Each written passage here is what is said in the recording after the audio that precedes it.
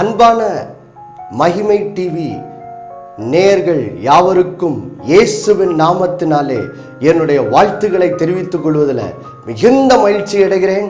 எனது பெயர் ஹெகின் ஜான்.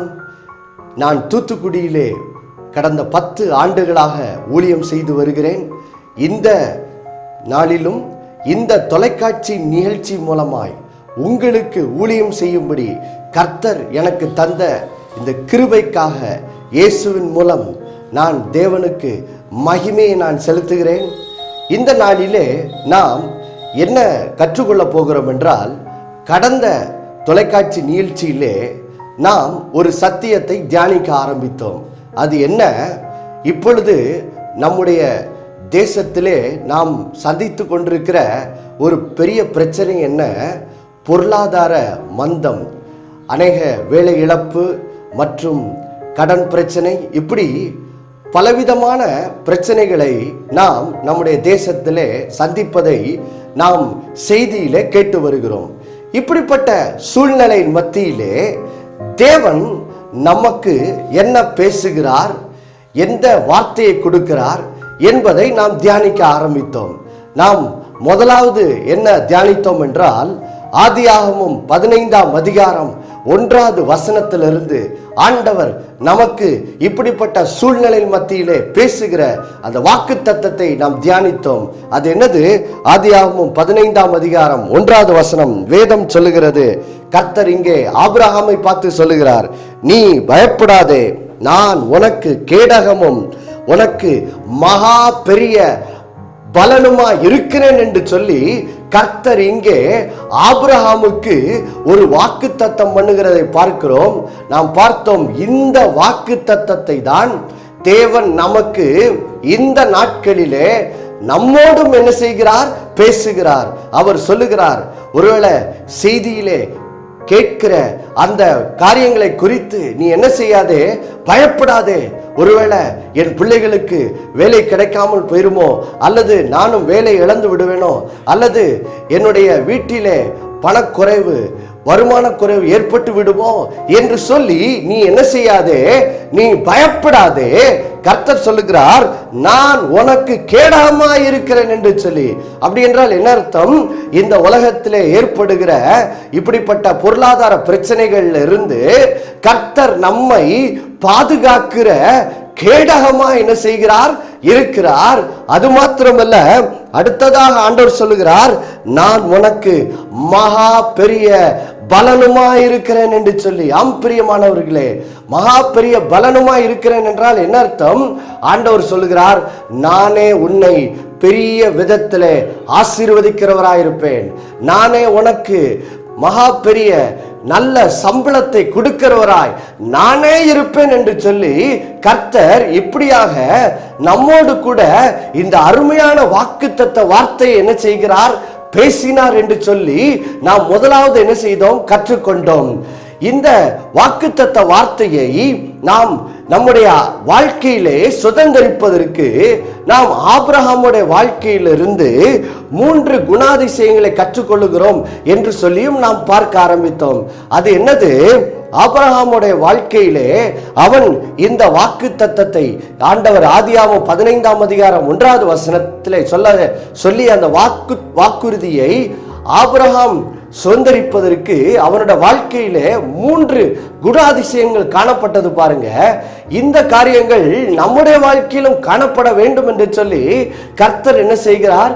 விரும்புகிறார். பாருங்க, அதுல முதல் காரியத்தை நாம் கடந்த தொலைக்காட்சி நிகழ்ச்சியிலே தியானித்தோம். அது என்னது? அதுதான் ஆதியாகமம் 14ஆம் அதிகாரம் 19வது வசனத்திலே நாம் வாசிக்கிறோம். அங்கே உன்னதமான தேவனுடைய ஆசாரியனாகிய மெல்கிசேதேக்கு ஆபிரகாமை இப்படி ஆசீர்வதிக்கிறான். என்ன சொல்லுகிறான்?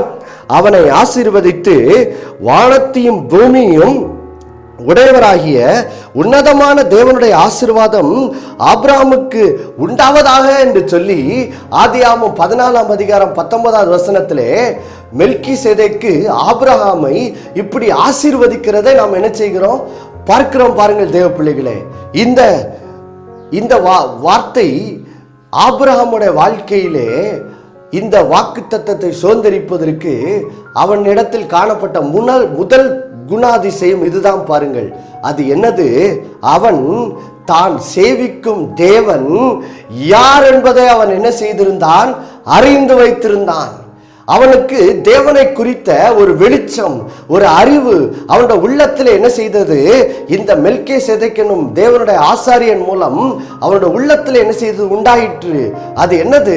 அவனுடைய உள்ளத்தில் உண்டான வெளிச்சம் என்ன? நான் சேவிக்கும் தேவன் யார்? அவர் யாரு? உன்னதமான தேவன். உன்னதமான தேவன் என்றால் என்ன அர்த்தம்? அவர்தான் மிக மிக பெரியவராக என்ன செய்கிறார்? இருக்கிறார். அது மாத்திரமல்ல, அவர் வானத்தையும் பூமியும் உடையவராயிருக்கிறார். அதாவது நாம் பார்க்கிற இந்த வானத்தையும் பூமியும் சிருஷ்டித்தவரே யார்தான்? என்னுடைய தேவன் தான், என்னுடைய தகப்பன் தான் என்று சொல்லுகிற அந்த அறிவை ஆபிரகாம் என்ன செய்திருந்தான்? பெற்றிருந்தான். பாருங்கள் தேவ பிள்ளைகளே, ஆம் பிரியமானவர்களே, யோசித்து பாருங்கள். நம்மை சுற்றி அநேக பொருளாதார பிரச்சனைகள் இருக்கிறது.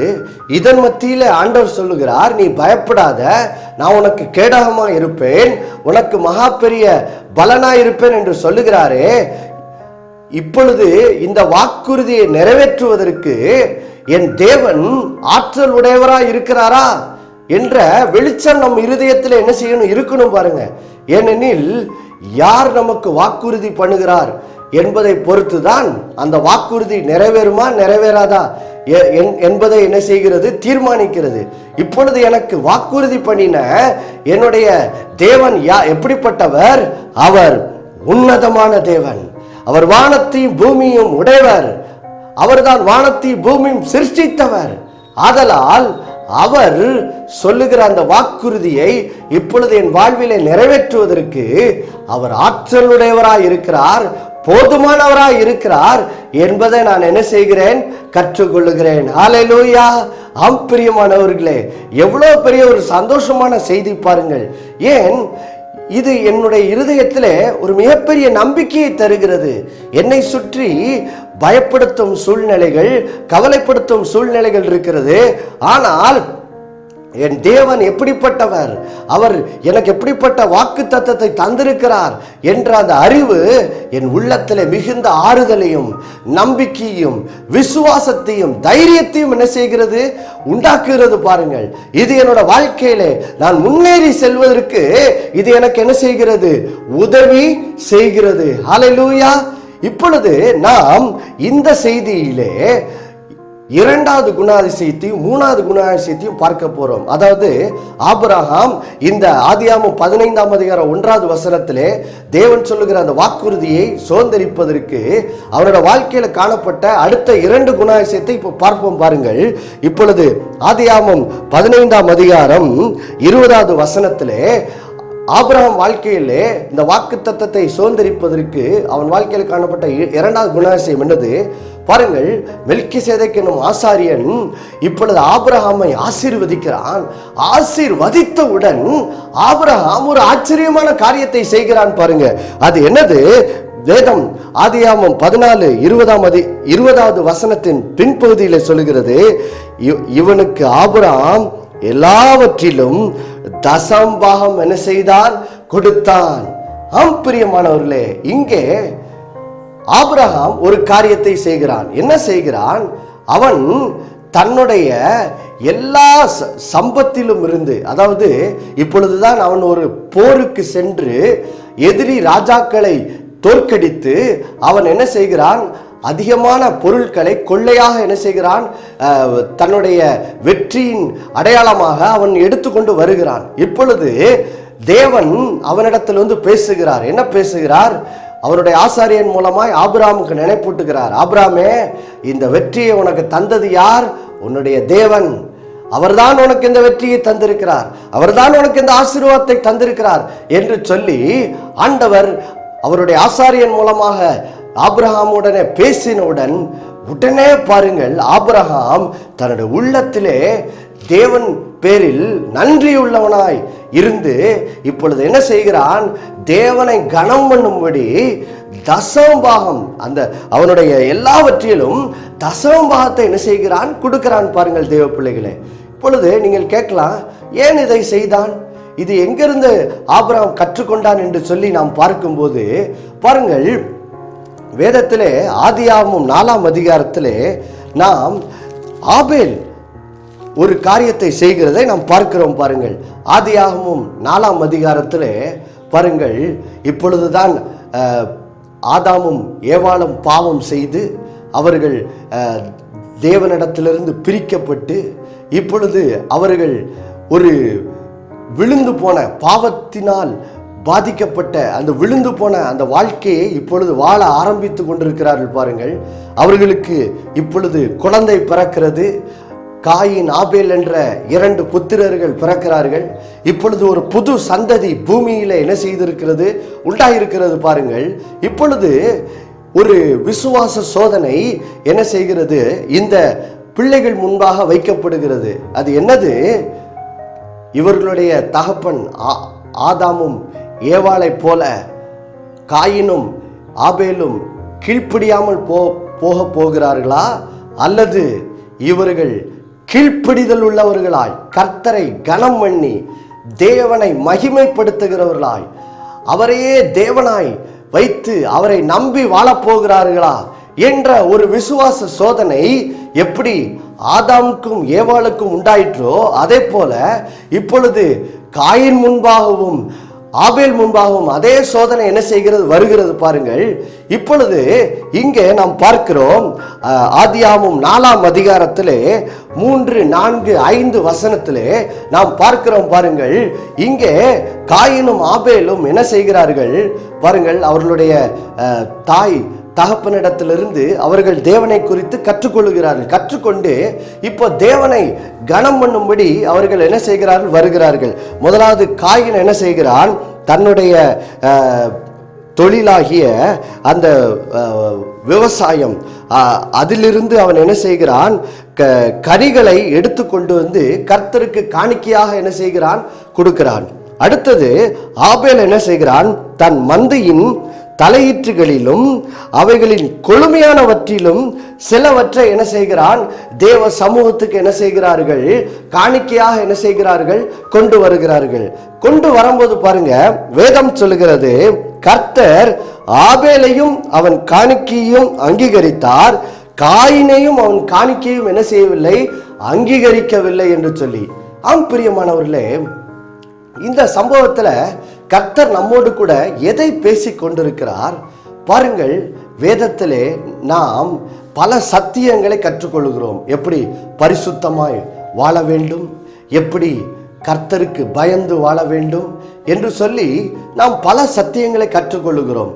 இங்கே வேதத்தின் தொடக்கத்திலே ஆதியாகமம் 4ஆம் அதிகாரத்திலேயே தேவன் நம்மிடத்திலிருந்து எதிர்பார்க்கிற ஒரு காரியம், ஒரு சத்தியத்தை இங்கே காயின் ஆபேல் மூலம் நமக்கு கற்றுக் கொடுக்கிறார்.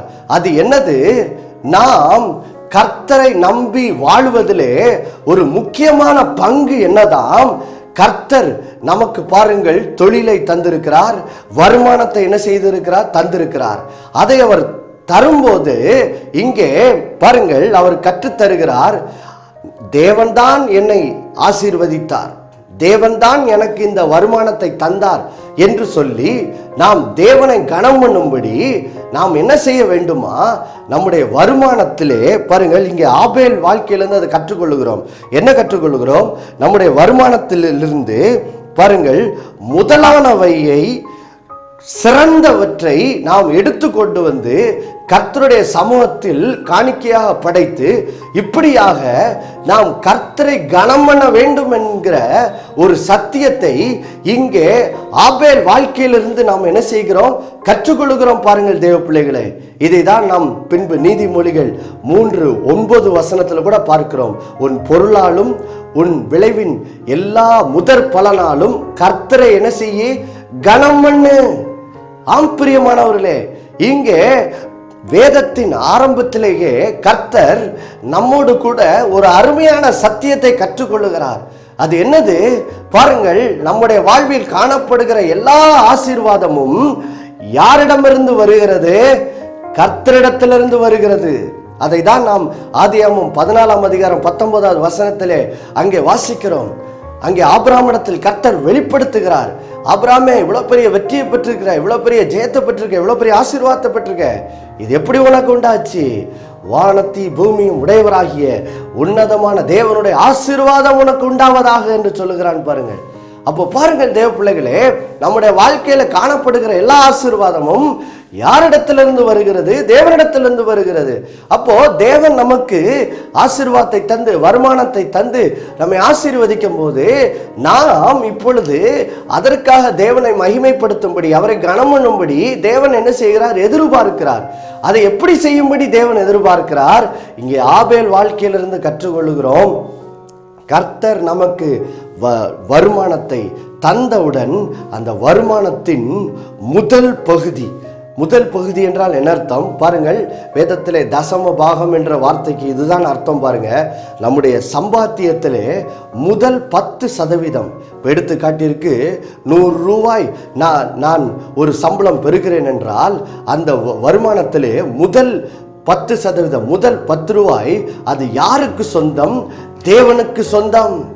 அது தேவனை கனம் பண்ணும்படி நான் தேவனிடத்திலிருந்தான் ஆசீர்வாதம் பெற்றிருக்கிறேன் என்று சொல்லி, இப்பொழுது நான் விசுவாசிக்கிறேன் என்று சொல்லி தேவனிடத்தில் என் விசுவாசத்தை வெளிப்படுத்தும்படி தேவனிடத்தில் வந்து அந்த தசமபாகத்தை நான் கொடுக்கும் போது இப்பொழுது தேவன் அதை பார்த்து தெரிந்து கொள்ளுகிறார். என் மகன் என்னை என்ன செய்கிறான்? கனம் பண்ணுகிறான். என் மகன் அங்கீகரிக்கிறான். நான் தான் அவனை என்ன செய்திருக்கிறேன்? ஆசீர்வதித்திருக்கிறேன். நான் தான் அவனுக்கு இந்த வருமானத்தை தந்திருக்கிறேன் என்பதை அவன் விசுவாசித்து என்னை கனம் பண்ணுகிறான் என்று சொல்லி தேவன் அதை பார்த்து என்ன செய்கிறார்? இப்பொழுது பாருங்கள், நம்மை அங்கீகரிக்கிறவராக என்ன செய்கிறார்? இருக்கிறார். பாருங்கள் தேவ பிள்ளைகளே, அதை தான் இங்கே பார்க்கிறோம்.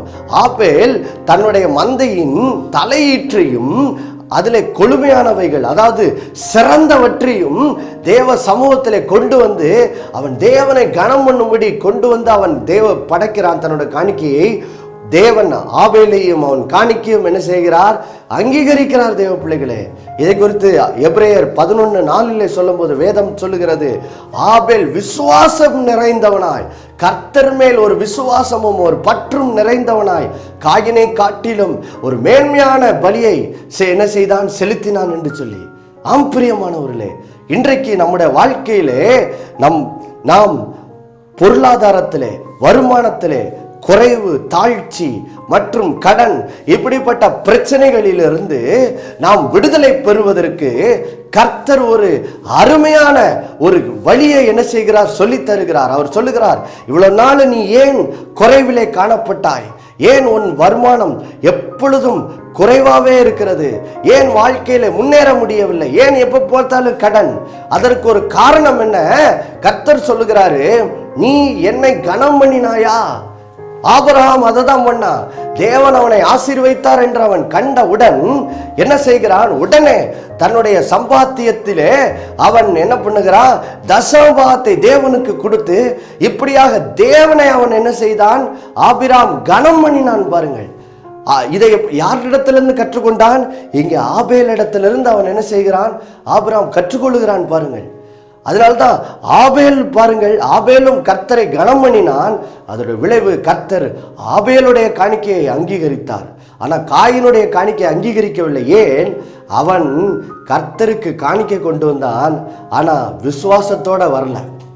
அவனோட உள்ளத்தில் ஏதோ பேருக்கு அவங்க அம்மா அப்பா ஏதோ தேவன் இருக்காரா, அவரை கனம் பண்ணிரு, நாங்கள் அவரை கனம் பண்ணால்தான் இப்படி வாழ்க்கையெல்லாம் இழந்து போனோம் அப்படின்னு சொல்லக்கா பேருக்கு ஏதோ ஒரு தன்னுடைய சம்பாத்தியத்தில் உள்ள வந்த அந்த கனிகளை, நிலத்தின் கனிகளை அவன் என்ன செய்தான்?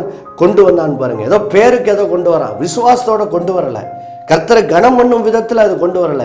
அதனால கர்த்தர் காயினுடைய காணிக்கை என்ன செய்யல? அங்கீகரிக்கல. ஆனா ஆபேல் கர்த்தர் மேல் பற்றுள்ளவனாக, விசுவாசம் நிறைந்தவனாக அந்த கர்த்தரை கனம் பண்ணும்படி தன்னோட மந்தையின் தலையீற்று, அதாவது முதன்மையானவற்றையும் சிறந்தவற்றையும் கொண்டு வருகிறான். அவன் கர்த்தரால் என்ன செய்கிறான்? அங்கீகாரத்தை பெறுகிறான். அதே போலதான் ஆபிரகாம் செய்கிறான். பாருங்க, கர்த்தர் தன்னை ஆசீர்வதித்தார் வெளிப்படுத்தணும்னு தன்னுடைய வருமானத்தின் சிறந்தவற்றை, முதலானவற்றை என்ன செய்கிறான்? கொண்டு வருகிறான். தேவ பிள்ளைகளே, இன்றைக்கு நீங்களும் அதை தான் செய்ய வேண்டும். பாருங்கள், இன்றைக்கு உலகத்திலே காணப்படுகிற இந்த பொருளாதார மந்த நிலைமையை நம்முடைய வாழ்க்கையில நாம் எப்படி ஜெயிக்கிறது? கர்த்தர் சொல்றார், இதை தான் நான் வழியா வைத்திருக்கிறேன். என்ன செய்ய? மல்கியா 3:10 சொல்லுகிறது போல, என் ஆலயத்தில் ஆகாரம் உண்டாயிருக்கும்படிக்கு உன் தசமங்களை எல்லாம் என்ன செய்ய, பண்டசாலைக்குள்ள என்ன செய்ய, கொண்டு வா என்று ஆண்டவர் சொல்லுகிறார். தசமாம் என்ற என்ன? மறுபடியும் நினைப்பூட்டுகிறேன். உங்களுடைய வருமானத்திலே முதல் 10%, எடுத்துக்காட்டிற்கு 1000 ரூபாய் நீங்கள் சம்பாதிக்கிற என்றால் அதில் அந்த முதல் 100 ரூபா அது யாருக்கு சொந்தம்? கர்த்தருக்கு சொந்தம்.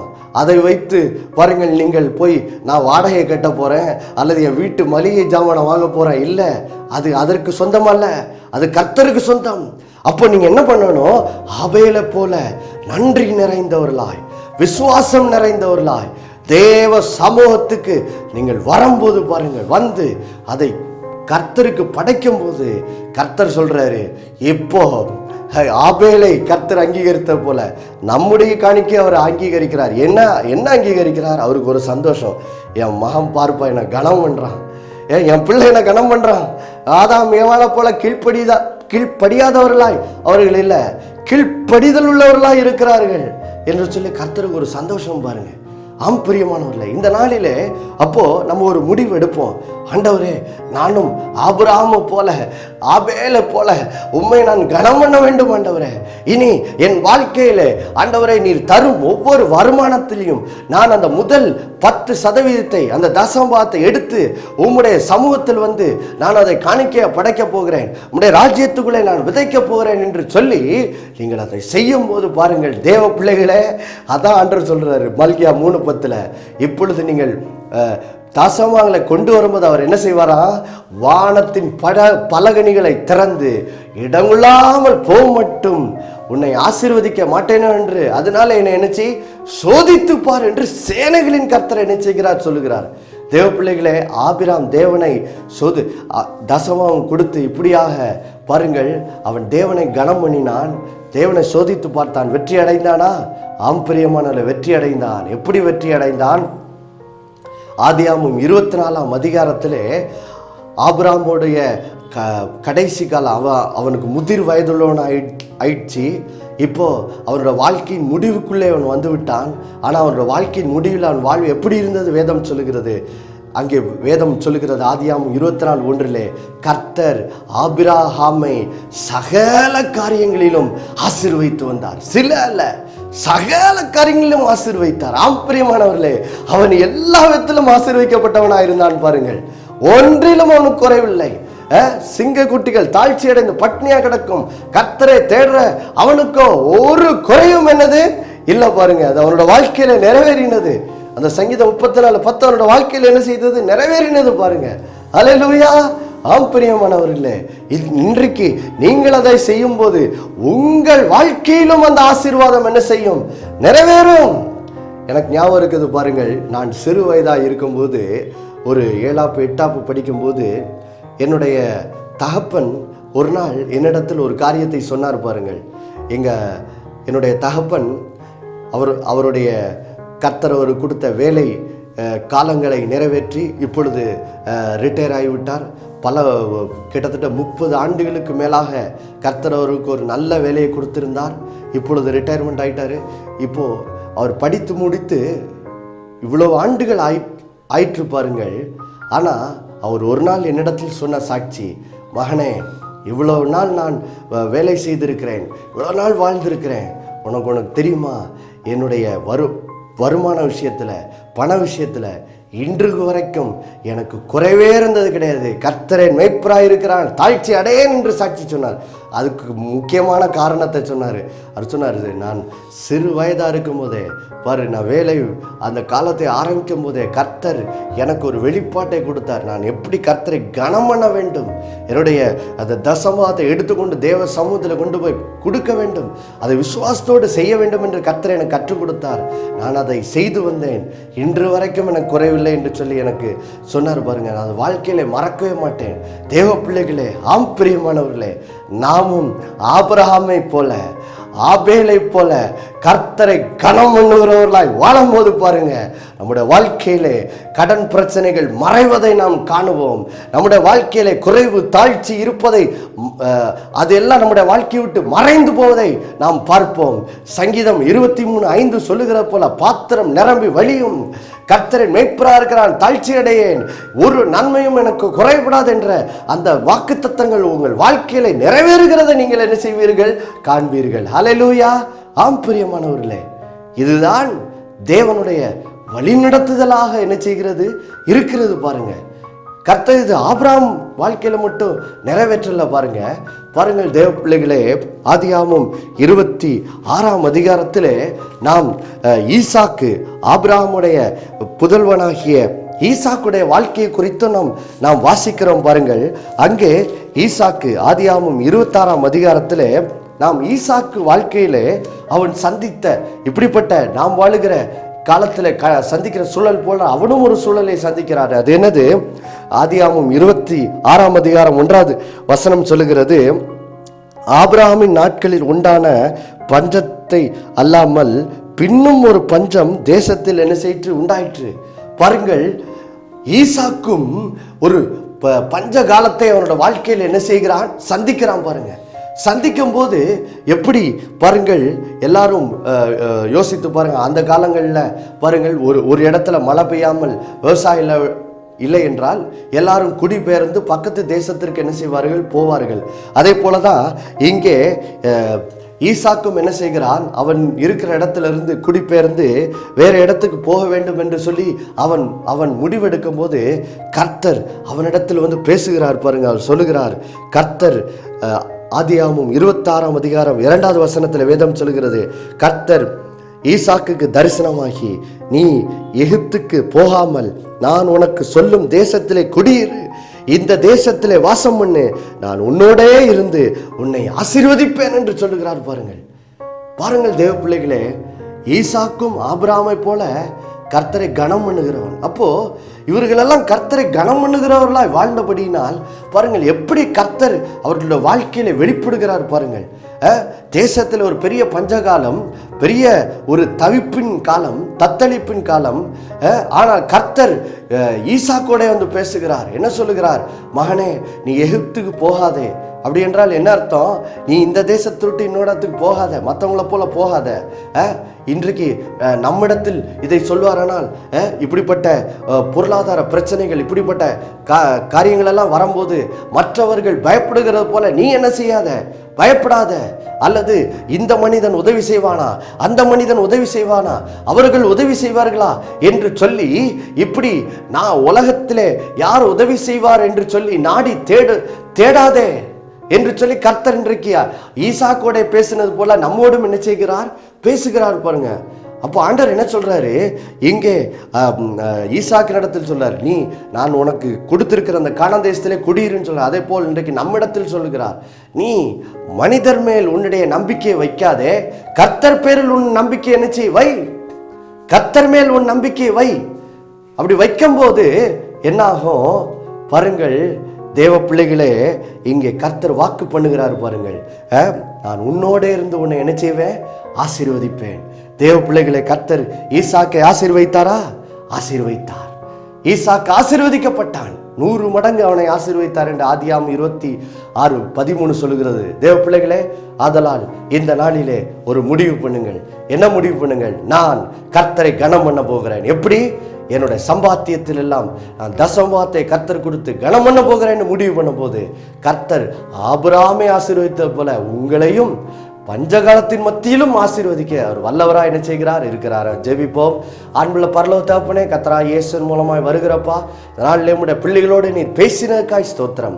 ஆண்டவரே, இந்த நாளிலே ஆண்டவரே, உம்முடைய பிள்ளைகள் தங்களுடைய இருதயத்தில் ஒரு முடிவு செய்யட்டும். ஆண்டவரே, நானும் ஆபிரகாமை போல என்னோட வருமானத்தில் எல்லாம் என்னுடைய தசமபாகத்தை நான் கர்த்தருக்கு கொண்டு வந்து கொடுத்து, நான் ஆபேலை போல ஆபிரகாமை போல கர்த்தரை கனம் பண்ண போகிறேன் என்று சொல்லி அவர்கள் முடிவு செய்யட்டும். அப்பா, அந்த அந்த பண்பை உடைய பிள்ளைகளுக்குள் வளர்த்து தரும்படியா ஜெபிக்கிறோம். அதன் மூலம் நீர் ஆபிரகாமை ஆசீர்வதித்த போல, ஆபேலை ஆசீர்வதித்த போல, ஈசாக்கை ஆசீர்வதித்த போல உடைய பிள்ளைகளையும் இந்த நாட்களில் அபரிதமாய் ஆசீர்வதித்தருளும். இயேசுவின் மூலம் அவருடைய கையிட்டு செய்யும் எல்லா வேலையிலும் சம்பூர்ணம் உண்டாயிருக்க ஆசீர்வதிக்கிறேன். இயேசுவின் மூலம் பிதாவே, ஆமேன் ஆமேன். கர்த்தர் தாமே உங்களை ஆசீர்வதிப்பாராக. ஆமேன்.